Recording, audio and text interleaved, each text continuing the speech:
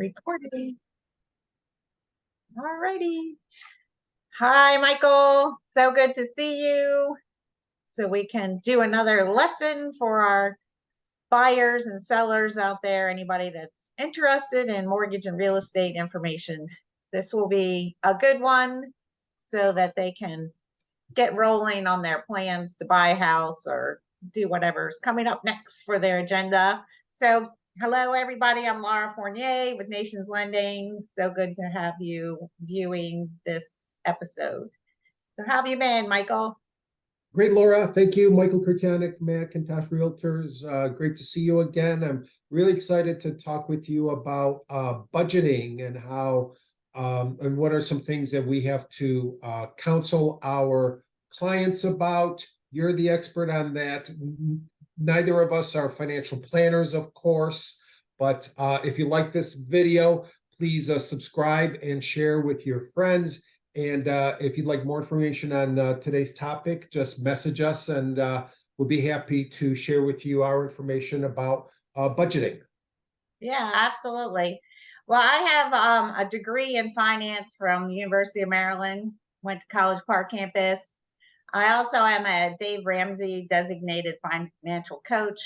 I've been took his class, and I teach the financial peace class, which is a wonderful class, which I'll probably schedule one for the fall because I like doing them in person rather than on Zoom. It builds a lot more connection. But so I have lots of background in finance. I started my career in banking, and now I've been in the mortgage world for a long, long time. So this is a great topic because really you do have to build some disciplines and watch over your money and put some aside, not spend everything you make if you want to buy a house. Because even with down payment assistance programs, you need some money to get into a home. So yeah, that's right. And I understand you have a PowerPoint to share with our viewers today, Laura. I do. So hopefully, let me know if you see that. It says why budget. There it is. Is it Yep. good? Why budget, Laura? So that's the question. Why budget? Um, it's really important to budget because if you're not budgeting, you're really wondering, at the end of the day, maybe at the end of the month or end of the 2-week period, your pay period, you're like wondering, where did all my money go? So really a budget is really just you being the conductor, the quarterback, um, the team lead of telling your money where to go. Like you're directing your money rather than going, oh my God, it landed in my bank account, but I have no idea where it all went. Like it doesn't actually evaporate into thin air, but when we're not paying attention to it and we're not actually taking management over our monies, then we all, and it's happening, I'm pretty much sure, to absolutely everybody, you're wondering, oh my gosh, there's a week left and I'm out of money. Like, where did it all go? How did it all get spent? Right. And for everybody, it's different, isn't it? I mean, the financial goals I have are different than your financial goals and different from everyone else's. Isn't that true? Absolutely. It's 100% true. And that's what makes, what I do so interesting because every single family that we help is completely different, and what they have to work with is completely different, and how they think about money is completely different. So we really have to counsel our clients from where they are and help them get from that point to where they want to be, which is to be a homeowner. So Excellent. it's really very important. So there's lots of terms for the word budget. A lot of people don't like that word budget because it brings up a lot of negative feelings for them. So I also substitute in the word spending plan. So Okay. a budget is a spending plan. So whichever one you like out there in the audience is the one that you should use when you're talking to yourself and to your spouse. So Yeah, whichever and one for uplifts you more, yeah, use that. exactly. And inherent in that spending plan is the phrase savings plan too. And I know that that's something that's very important to us, especially in this economy that we're going through right now, that we're kind of sort of post-pandemic, but not really. And, what are employers doing? How much business are we generating? Stuff like that. So spending plan, budget, savings plan, whatever you want to call it. I know that you'll steer them in the right path, Laura.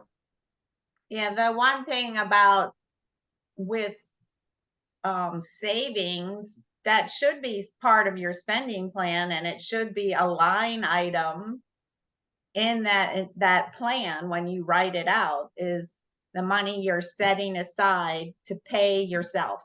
That's your savings. That's Mhm. you're paying yourself. Really, you should do that first, is Yep. to set aside that chunk of money. So yeah, that's a great point, and thank you for bringing that up because it's really important. So our primary goal is to treat every customer like a person, like a unique individual that they are, and not a number.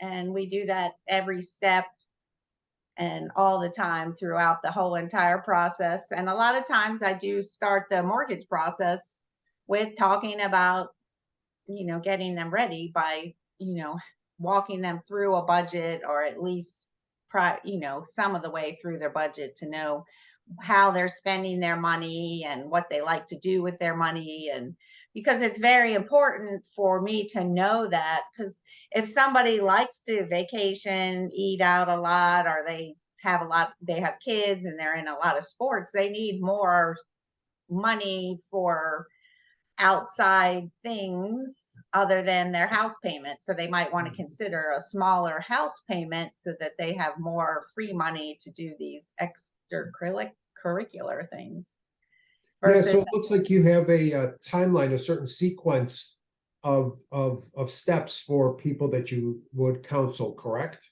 yeah, this is kind of the beginning process. And this is really going to be a two-part series. This is just the beginning process on how to create a budget. And this actually fits in very well when we're in the mortgage process, because we're also going to need a lot of this information. So it's good if you have your budget in advance of talking to me. But if not, once we're in conversation, it could be a time when you use that same information to put your budget together. So you really need to spend time to gather data so that you know the elements of what goes into your budget. So you're going to gather all your expenses, and you're going to look for your receipts, your checkbook, your credit card statements, to see where you're spending money on where's the money going. You'll also have to gather like your utility bills, so that you have that information. So all the expenses that you have, but some things might be a little bit harder to put together, like if, money for Christmas, birthday presents, social gatherings, that sort of thing, might be something maybe a little bit harder to put your hands on, depending on how you do your bookkeeping. But if you don't know exactly how much you spend on those things, you're going to have to put in a number that is kind of like your wish list number, how much you're going to spend per kid on their birthdays, how much money total you're going to spend on vacation, how much money you're going to spend for Christmas. Because these So, are all things that need to be planned for. So you have to have a number in mind. Also, car repairs are a big thing that people don't budget for, you know, oil changes, other maintenance, things that break. So you want to have all of those numbers under the expense category. and I would think, Laura, that one easy way of doing it is just to review your bank statements that's tied into your debit or credit cards or whatever you use for Amazon, streaming services or whatever, Oh, and that could yeah. be that. So right, so that can be a handy resource for people who are wanting to really get control of their budget, to just look at what it is, what it is, right? So just look at the bank statements and chart that and put them under different headings. And I'm sure, Laura, you probably have a guide or a worksheet that you can Mhm. provide people to help them on the expense side of things, right? Right, exactly. And it's good that you brought up subscriptions, those repeat things, especially like for cable and all the other things that, because a lot of people have a lot of little subscriptions and they think, oh, $5 here, $10 there. It's not really that much. But when you add it all up, it accumulates very quickly on how big that number gets. Yep. So after you've gathered all your expense data, you want to know your income. And it's, believe it or not, most people don't know how much money they make. It's kind of funny, but they really don't. They don't. So gathering those W-2s, your tax returns, 1099s, and your pay statements to really see how much money you bring in annually, and then dividing that by 12 for your monthly. So if you're self-employed, you're going to need those tax returns and 1099s. If you're W-2, you just get your W-2 forms and your paychecks. But you also want to see like how much deductions come out of that, so you know what you're working with net after, Uncle Sam and the state and the county and Social Security grab onto your monies. Right, and these things, Laura, are things that you would provide for your accountant anyway, or whoever does your taxes. So it's not an unreasonable request to have them, where people who may not know how much they make on a daily, weekly, monthly basis can certainly look at it in the rearview mirror by looking at the W-2s and 1099s that we get in the mail by law by January 31st of every year. Yeah, exactly. So once you know your income and you have all of your expenses, you want to set aside time to chart all of that or put it into an app on your computer. Um, Handwrite it on paper with your income first, subtract out all your expenses, and hopefully there's a positive number after all of those deductions.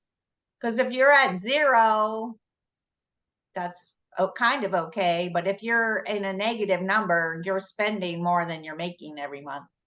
So if that goes into the red, then some real line item cutting has to take place. Dave Ramsey does have a very good budgeting app that you can use. He has a free version, and then he has one that actually syncs up to your bank account. Also, QuickBooks is another good one that a lot of people use. So you do want to set aside, if you're married or you have a significant other, partner, you want to set, and you guys work your monies together, you want to set aside time to go over all of this information. And this is where it really gets kind of difficult. So people have to keep in mind that everybody has a different understanding about money. They grew up in different households. Money is not usually a topic that's discussed so much. We kind of, as we're growing up, we like get these vibes and we hear our parents, maybe they're arguing, whatever. Maybe money was always a stressful thing. In a lot of homes, it is. So you got to come to the budget conversation very light-footed and tender, and kind of stay calm, maybe some candlelight and a bottle of wine. Or yeah, or whatever it takes. You're absolutely right, and make it fun. Don't dread it. Have some chocolate or have a glass of wine, whatever, and just make it fun. Just say, listen, it's kind of like going to the dentist. It's a necessary thing, but it's for your health that you want to have this conversation. And there's no judgment. Don't make any judgments. You could easily see some, poor decisions maybe, but it's very important for couples or people to realize that you know, it is what it is. And whatever hard decisions you make now is only for the betterment for the future.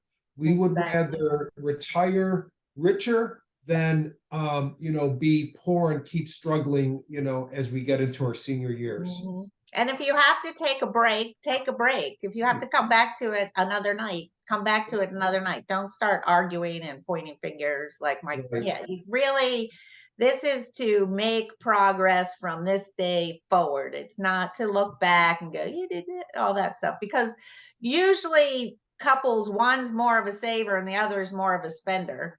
And Yep. one's more number oriented and the other's not. So the person that's more number oriented should actually develop the budget, but the other person has to commit to making comments, making adjustments, getting their thoughts and feelings out on the table, and both parties coming to some like, okay, this is yours. You can spend this without talking to me about it. And, Yep. you know, I'm not going to bean count you into the ground Right. so that you don't feel like, you know, you have any say. So, yeah. So more on that next time, because there is some good suggestions that I have on that. So Yeah, and there's, I think this would be a good spot right here, Laura, to tease our part 2 for the next conversation, the reasons to yeah. get on the budget. Yeah, and how to do that budget meeting is really important. So, and there's a lot of great reasons, probably more than 7, and I'm only going to go real quick over a couple of them. So, how to get there, how to get to a budget and why is you want control over your spending so that you know where your money's going. And we put so much time and effort into earning our income. It's such an item of value that knowing where it's going and directing it just brings you such a sense of accomplishment. And then you start hitting like your bigger goals, being able to buy a house, being able to take a nice vacation.